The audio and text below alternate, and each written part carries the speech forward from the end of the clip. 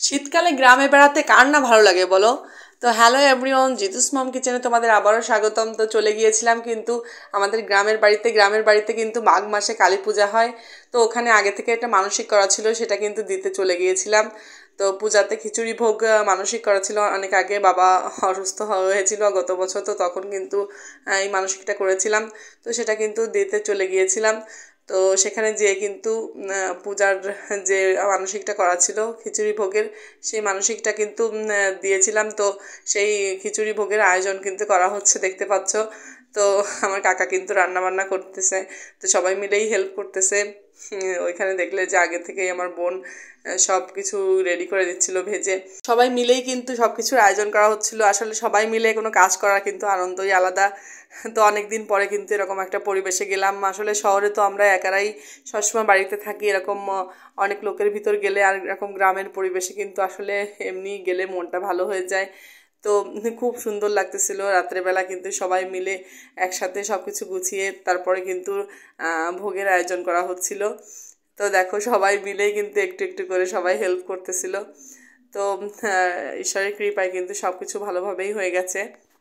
এখানে কিন্তু সব পূজার আয়োজন চলতেছিল, পূজার জন্য সব কিছু সব গুছানোর কাজ চলতেছিল।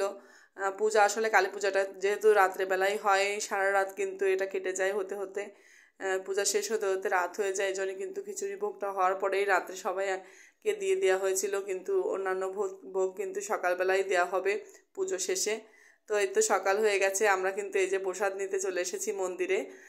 মন্দিরে সবাই কিন্তু দেখছো প্লেট নিয়ে কিন্তু প্রসাদ নেওয়ার জন্য এখানে দাঁড়িয়ে আছে। সবাই প্রসাদ নেওয়ার জন্য এখানে আছে, প্রসাদ বিতরণ চলতেছে। গ্রামের এই অসাধারণ সৌন্দর্য আসলে কিন্তু আমাদের সবার মনকে আসলে আনন্দে মুখরিত করে দেয়। তো গ্রামে আসলেই কিন্তু এমনিতেই মন ভালো হয়ে যায়।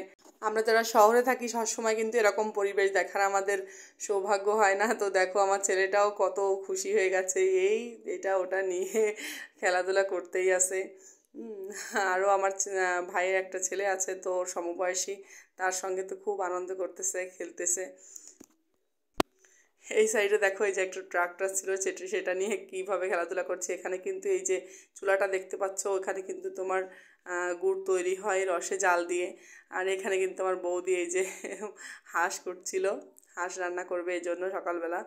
আর এখানে এই যে ছেলে দেখো মাছ ধরবে বায়না করতেছিল, তো ওকে কিন্তু একটা লাঠিতে দড়ি বেঁধে বড়শি বানিয়ে দিয়েছি। বাচ্চারা আসলে যা করে আর কি। আর দেখো সন্ধ্যার সময় আমরা কিন্তু একটু চলে গিয়েছিলাম এই যে তোমার বিলের সাইডে, এখানে মানে ধান ক্ষেতের এখানে। তো এই যে আমার বড় বোনের ছেলে আর আমি, তো দুজনে মিলে কিন্তু এখানে গিয়েছিলাম। এটা ছিল পড়ন্ত বিকাল, এখানে কিন্তু অনেক সুন্দর লাগতেছিল। চারি সাইডটা হালকা কুয়াশা কুয়াশা, তখন হালকা কুয়াশা নেমেছে। তো চারিদিকটা অনেক সুন্দর লাগতেছিল। তো গ্রামে আসলে আসলেই আমাদের অন্যরকম একটা অনুভূতি হয়, এই অনুভূতি আসলে বলে প্রকাশ করার মতো না। আসলে বাংলাদেশে আসল সৌন্দর্য আসলে গ্রামে আসলেই বোঝা যায়।